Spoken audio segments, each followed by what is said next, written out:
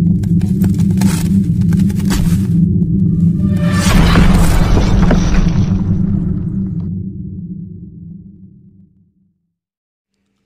ini merupakan lanjutan kisah saat Dewa Indra datang ke Patalaloka menemui Resi Sukracarya.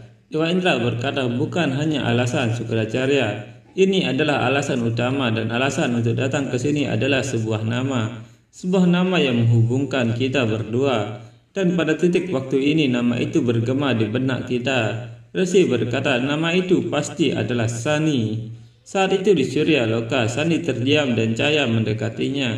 Cahaya berkata, Sani, seorang ibu dapat melihat, menembus jiwamu. Nah, senyummu tidak dapat membantumu menyembunyikan rasa sakit ini. Sani berkata, saat usahanya sia-sia, seseorang akan bingung, ibu. Tapi jika usaha dibatasi, hidup ternyata gagal, ibu. Aku pernah melihatnya di hutan. Burung-burung mempersiapkan sarangnya dengan sangat rajin. Saat membuat rumah membutuhkan waktu dan usaha yang besar, maka butuh waktu untuk mengikat ikatan dengan keluarga. Aku akan terus berusaha, ibu. Aku tidak akan mengecewakanmu. Aku sedang menuju ke arahnya sekarang, jadi aku bisa memperindah ikatanku dengannya. Cahaya berkata, Sani, aku bangga padamu, nak. Sani mendengar suara kekul berteriak dan berkata, mengapa di permukaan ini tidak selembut hutan? Aku terluka parah. Sani berkata, aku tidak mengerti apa yang membuatmu menjadi burung, Kakul. Kamu jatuh lebih banyak dari kamu terbang. Kakul berkata, aku tidak berdaya dibandingkan dengan bentukku, mataku kecil dan di atas itu semua. Surya Loka ini sangat indah. Aku tidak mengerti apakah aku mengamati jalanku atau keindahannya. Jangan marah, Sani, aku masih Kakul yang sama, tetapi identitasmu berubah dalam sekejap. Aku bersalah, bagaimana aku bisa menjadi pendamping putra Surya? Aku minta maaf. Sani berkata, posisi dan rasa hormat tidak pernah tetap, Kakul. Mereka yang mengubah sifat dan perilakunya karena kedudukan yang tinggi, orang itu akan segera kehilangan kedudukannya. Setelah menjadi terkenal, kita tidak boleh melupakan orang-orang yang mengenal kita ketika dunia tidak mengenal kita. Aku masih Sani yang sama. Baik karakter dan temanku tidak akan diubah setelah datang ke Surya Mahal. Identitasku tidak berdasarkan pada fakta tentang anak siapa aku. Identitasku akan diketahui melalui pekerjaanku. Kakul berkata, artinya kita bisa bermain seperti dulu. Sani, Yama datang dan berkata, bukan hanya kamu, kita semua bisa bermain bersama. Sani berkata, aku datang untuk menemuimu. Maafkan aku, tanpa sadar aku melakukan kesalahan.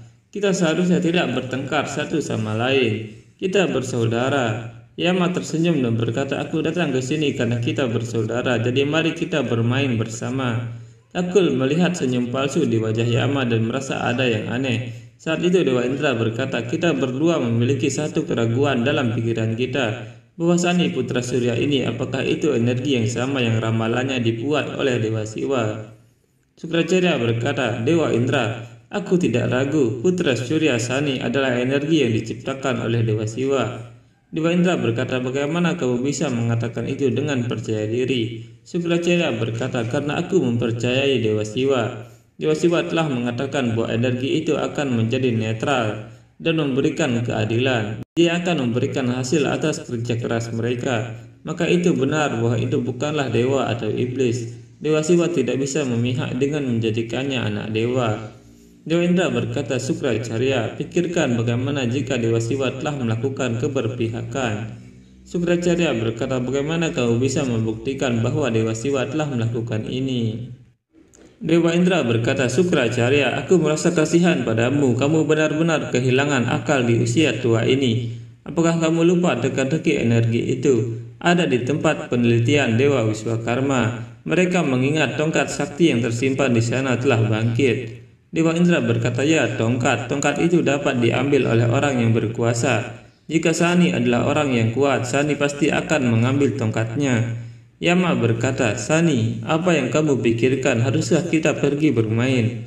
Kakul berkata, tidak Yama, kami bermain di hutan saja, bukan di kebun. Kami akan bermain sendiri.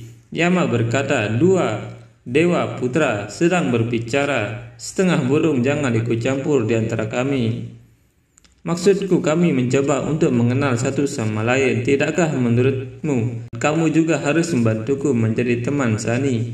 Apakah aku benar? Sani, kamu hanya mengatakan bahwa saudara seharusnya tidak bertengkar satu sama lain. Lalu bukankah seharusnya saudara bermain bersama juga?